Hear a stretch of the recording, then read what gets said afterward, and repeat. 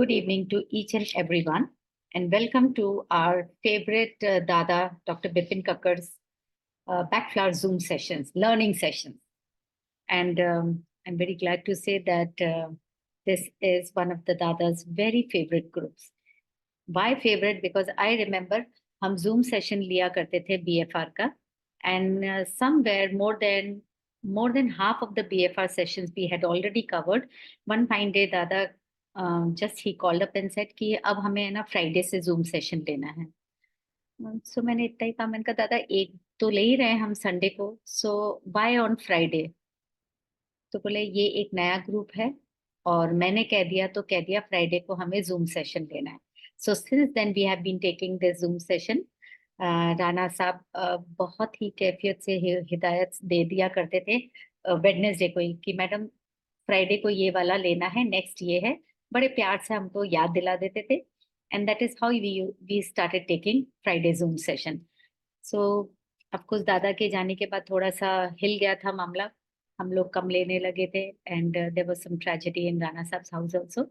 But finally last week ही reminded me again कि madam कुछ एक बाकी रह गई हैं, तो अब हम कंटिन्यू कर सकते हैं उनको.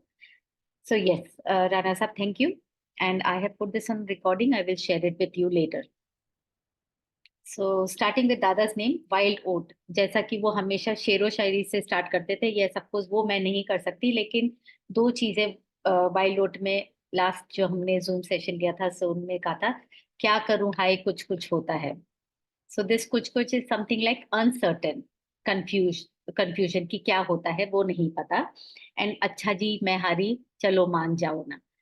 तो ये तो दादा तो बहुत अच्छे से गा के बता सकते थे. It is not my cup of T, but yes, of course, I will start in my own way, like again naming the wild oat essence. Yes, of course, it belongs to an uncertainty group, and wild oat individuals, they are jack of all trades, but they are master of none. So this is the key sentence for wild oat. And of course, the key words for the wild oat are lack of inspiration, purposelessness, directionless. They are loathing, they are boredom, they are discontent. There is no direction as of now. ऐसा नहीं है कि इस क्लेरेंथस में हमें मालूम है हाँ या ना. There is a confusion between two. लेकिन wild oat personality, there can be confusion, multiple confusion बहुत चीजों में हो सकता है. सो जब बोर्डम होता है, जब पर्पज ही नहीं होता है कोई चीज का, जब डायरेक्शन ही नहीं होता है, eventually that person starts to feel useless, कि मैं यूजलेस हूँ, मैं कोई काम का नहीं हूँ. एंड इवेंचुअली जब वो ऐसा सोचने लगते हैं, so lack of patience, frustration बढ़ने लगता है, और देयर इज अनहैप्पीनेस, और अनहैप्पीनेस होगा, और अगर डिसकंटेंटमेंट होगा तो ऑफकोर्स लैक ऑफ पेशेंस भी होता है. So see how suddenly there is a combination of remedies, not even only wild oat. कि वाइल्ड ओट की ये सारी चीजों से क्या होता है, lack of patience. Lack of patience होगा तो अनहैप्पीनेस भी होगी, अनहैप्पीनेस भी होगी तो हम किसी के कंधे पे बंदूक रख के भी चलाते हैं. सो एक रेमेडी नहीं होती है. It always comes, emotions they always come with overlapping other emotions, because we have been piling up these emotions right from a mother's womb. तो अगर मैं कहूँ कि नहीं, मैं सिर्फ, मुझे सिर्फ और सिर्फ इम्पेशेंटनेस है, so it is not like that. मेरे में इम्पेशेंटनेस क्यों आई है, किस वजह से आई है, so we have to go back to the history. So the remedies, अगर हम बोलते हैं ना कि मैं एक रेमेडी से ठीक हो गई, तो यस ऑफ कोर्स एक रेमेडी से जो आज आपकी प्रॉब्लम है वो हो जाएगी सॉल्व, लेकिन वो री अकर होगी अगर हमने रूट कॉज पे नहीं गए. So eventually my only thing to say is that कि ये वाइल्ड ओट पढ़ते पढ़ते दिमाग में रखिएगा कि ये पर्पजलेसनेस है तो इस इंसान में क्यों है, अगर ये डिसकंटेंट है तो क्यों है, अनहैप्पी है तो क्यों है, डायरेक्शनलेस है तो क्यों है. We will study all those things connected to wild oat only. So now other thing is that these people, they are generally gifted, they are generally talented, they are energetic, they are vibrant, and बोलते हैं ना versatile भी होते हैं. Versatile क्यों होंगे, क्योंकि they are genius, they are gifted, तो उनके पास आइडियाज बहुत सारे रहते हैं. So they are actually versatile, बहुत सारे आइडियाज रहते हैं, लेकिन बस ये नहीं पता होता है कि from where to start, when to start, how to start.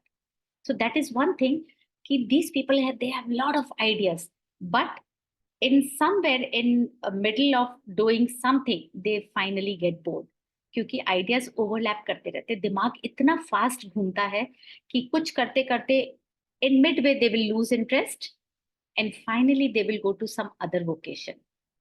और वो क्या होता है, जब एक काम कंप्लीट नहीं होता है तो डिससेटिस्फैक्शन आ जाता है, इंसान फिर फ्रस्ट्रेट होने लगता है, यार मैंने ये स्टार्ट किया था, कोई और तो बहुत अच्छा कर रहा है, मैं नहीं कर पाया।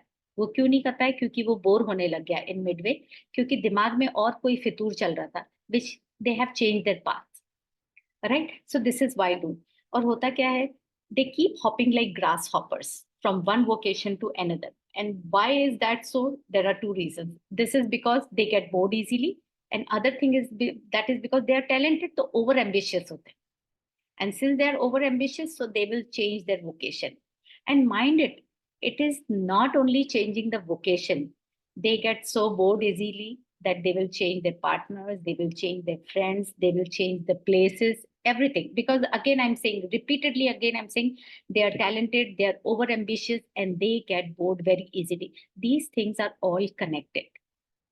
जब फाइनली ये लोग इतने बोर हो जाते हैं ना, तो ये दूसरों के कंधे पे बंदूक भी रखने लग जाते हैं कि इन्होंने मेरे को हेल्प नहीं की, एंड ये मैंने जो काम स्टार्ट किया था ये लोग आगे लेकर गए, मैं तो वहीं का वहीं रह गया, right? They will never own up that this is their fault. So now again let's understand this in chronic stage. ये एक दिन का खेल तो है नहीं कि एक इमीडिएटली कुछ हुआ और डायरेक्शनलेस हो गए. तो क्रॉनिक स्टेज में जाते हैं. Chronic stage occurs from a very long time, वो आज की चीज नहीं है. तो क्रॉनिक स्टेज में क्या होता है, it you can trace this in their childhood also. और कब होता है कि व्हेन उस बच्चे के डोमिनेटिंग पेरेंट्स हैं, those parents they do not let their child take their own decisions, right? जब बच्चा डिसीजन नहीं ले पाता है तो उसके अंदर एक, बोलते ना, एक हिंदी में वर्ड दादा बहुत अच्छा सा बोलते थे, मैंने कहीं लिखा हुआ भी था, but okay let me go by my own thing, that it weakens their personality. और वो डिसीजन मेकर नहीं बनता कभी भी. वो हर चीज में हर किसी से पूछेगा और फिर वो कंफ्यूज हो जाएगा, क्योंकि दिमाग तो उसका बहुत दौड़ रहा है, मैं ये करना चाह रहा हूँ लेकिन उन्होंने कहा है ये मत करना. So there is a confusion and that weakens the personality. Here it comes personality development disorder. So the wild oat person is generally a personality development disorder individual. Now another additional thing is that uh, they are they are not completely aroused to what to do, when to do, what to start and how to start, कब मुझे ये सब चीज करनी है. There is no clarity. जब वो clarity नहीं होती है तो you will note that even while they are speaking there is no clarity in their tone. मतलब वो कुछ भी बोलेंगे, आपको लगेगा ये कैसी बेतुकी सी बातें कर रहे हैं, बट आप समझना चाहेंगे so they are jack of all the trade, उनको सारी चीजों का ज्ञान होगा. आप नोट करेंगे कि है ना, ये आदमी इतना सब कुछ जानता है, इतना सब कुछ अच्छे से बोल सकता है, लेकिन ये काम क्यों नहीं करता कुछ भी? The reason is that they can not stick to one thing, they get bored easily, या फिर वो डायरेक्शन लूज कर जाते हैं. But they will help others, कि they will help others in starting something, वो सीमित उन तक के लिए ही है. So as Dada used to say, even if they chalk out all the plans at which they are very good, you know, planning, they are very good at it, but they are always unsuccessful in incorporating those plans. ये चीज आपको एक old age इंसान में भी दिखेगी, who is just about to retire और retirement के बाद. बिकॉज अब तक क्या होता था, उनके पास एक पर्पस था, ऑफिस जाना है, ऑफिस से घर आना है, घर संभालना है, बच्चों को संभालना है. इमीडिएटली अब वो रिटायर हो गए, there is ample of time, and अब उनको पता नहीं है कि उनको करना क्या है. They have lost that aim in life and they have just lost that purpose also कि करना क्या है. So wild oat remedy will help them great, of course with other remedies, but एक बार ओल्ड एज में रिटायरमेंट के बाद you can very well use this wild oat remedy. It helps a lot. And yes, there is a neighbor, one of my neighbors, they work in, he's an army personnel. So उनके पास एक dog आया था. जो ये army वालों के पास dogs होते हैं ना, जो रिटायरमेंट के बाद दूसरे घरों में दे दिए जाते हैं, they are given for adoption. So when these animals, especially dogs, जो आर्मी वालों के पास होते हैं, जब ये वापस किसी और में अडॉप्शन के लिए दिए जाते हैं, they are disgruntled and disturb, क्योंकि अब उनको लगता है मेरे पास तो कोई पर्पज ही नहीं है, मैं तो घर के अंदर ऐसे ही घूमे चले जा रहा हूँ. So wild oat remedy help that dog, and today that dog is very well settled with that new home. So yes, wild oat remedy can be given to even to the plants when we are shifting that plant. अब वो ये है कि मैं plant बेजुबान होते हैं. Shifting के लिए हमारे पास वॉलनट भी है प्लांट्स के लिए, लेकिन कभी क्या होता है, हमने ये सोचा कि प्लांट को हमने शिफ्ट किया है, लेकिन हमें ये नहीं समझ में आता कि उस प्लांट के साथ other plants are also there. So it is very difficult for them to adjust with other plants. So with walnut, wild oat comes in handy, even olive will come in handy.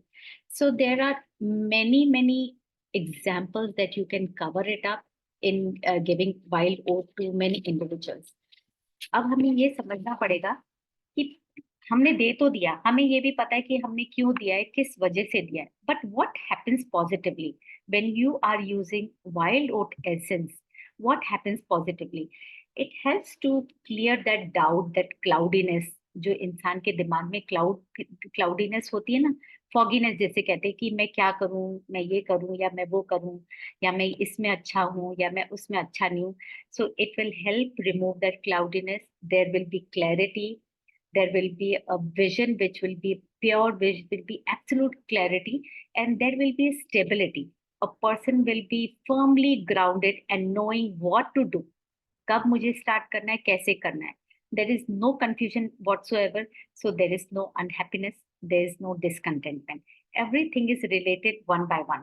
And yes, of course, एक M भी मिल जाता है इंसान को. Specially बच्चों के लिए बहुत अच्छा है, जो कॉलेज गोइंग बच्चे होते हैं ना, दे आर सो कंफ्यूज्ड. क्योंकि हम हमारे टाइम में कैसा होता था, हमें पता होता था कि साइंस है, आर्ट्स है, कॉमर्स है, इनमें से एक चीज हमें लेनी है. But now there are so many subjects, there are so many fields. तो बच्चे दे आर सो कंफ्यूज्ड कि क्या करें. So this is the perfect remedy for all those kids. Of course उसके साथ साथ थेरेपी भी चलती है, उसके साथ साथ काउंसलिंग तो चलती ही है. But for the person individual to help themselves, जब आप अपने आप को हेल्प करोगे तभी किसी और की हेल्प आपको लगेगी. But if you are not even ready to help yourself, तो बाहर की कितने भी हेल्प कर जाए, it will not work. So wild oat remedy helps a person, helps a student to understand ki what they have to choose as a subject, what they have to do in life further. And as I say directly, physically it will never help anyone. But yes, जब आपको लगता है ना कि infection start हो रहा है, stop हो रहा है, वापस स्टार्ट हो रहा है, so it wild oat remedy helps, because every dysfunction as well as retardation of organs, they come with the mental imbalance. Right? I will not take much time because we will have to take Sapna and Parul also. And further, if we have any queries, you can put it in box, you can put in the chat box. We will solve it later.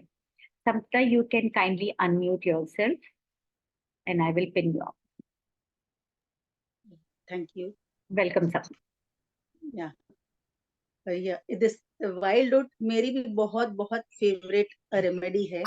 और जैसे ऋतु ma'am ने बताया, इसको vocational flower भी बोलते हैं, because ये बच्चों को गाइडेंस देने, स्ट्रीम चूज करने के लिए बहुत यूजफुल रेमेडी है. और दूसरा है ना, ये हमारा पर्पस ऑफ लाइफ बताता है, आपका पाथ, लाइफ पाथ क्या है. And we all on this planet, हम सब यही तो मतलब ढूंढने आए हैं ना, हमारा पर्पस ऑफ लाइफ क्या है. तो ये बहुत बढ़िया काम करता है. और हर एक को मतलब मेरा एग्जिस्टेंस यहाँ प्लैनेट में, मेरे एग्जिस्टेंस का क्या मतलब है, वो ये बताता है. और डिस्क्रिप्शन जैसे वाइल्ड ओट है ना, जंगली जाई, जंगली, इसका प्लांट का डिस्क्रिप्शन थोड़ा ऐसा है. इट इज वाइल्ड, जंगली ग्रास होता है. इसका बोटेनिकल नेम ऑल्सो ब्रोमस रेमोसिस. इसके ना बहुत मतलब देखेंगे, प्लांट को देखेंगे ना, उसको डायरेक्शन नहीं है, कहीं कहीं से उसके आते रहते हैं ग्रासेस. और ड्रूपिंग होते हैं, राइट. और कैसे होता है, नीचे नीचे की तरफ जाता है.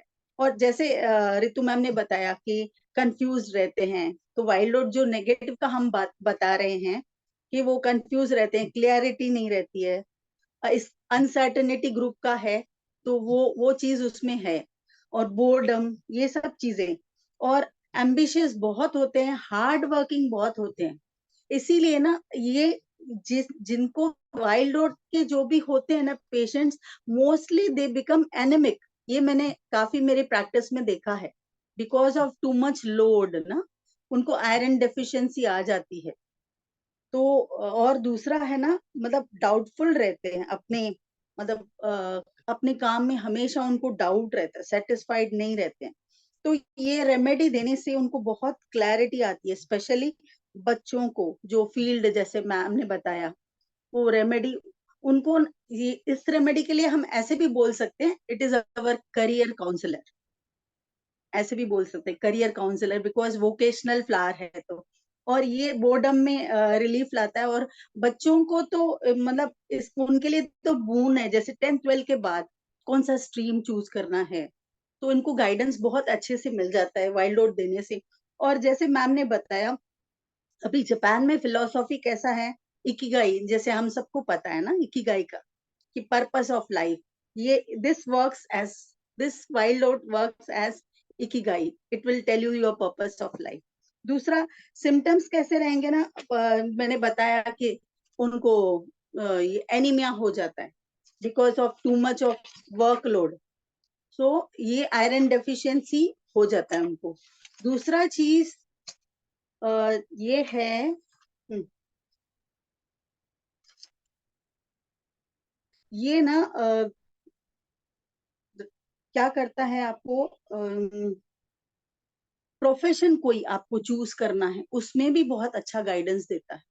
प्रोफेशन आपको चूज करना है, बहुत लोग ऐसा प्रोफेशन चूज कर लेते हैं, उनको खुद को पता नहीं रहता है, अंदर से उनकी हॉबी कुछ और है। जैसे मैम ने बताया कि पेरेंट्स बचपन से डाल देते हैं दिमाग में आपको, मतलब उनको डिसीजन मेकिंग में तकलीफ होती है आगे चल के, तो बहुत बार। और रिटायरमेंट के बाद मैंने खुद एक मेरी फ्रेंड को दिया है, उनको है ना रिटायरमेंट के बाद दिया, और उनको ऐसे था समझ नहीं आ रहा है मुझे क्या करना है, इतना ब्यूटीफुल रिजल्ट आया।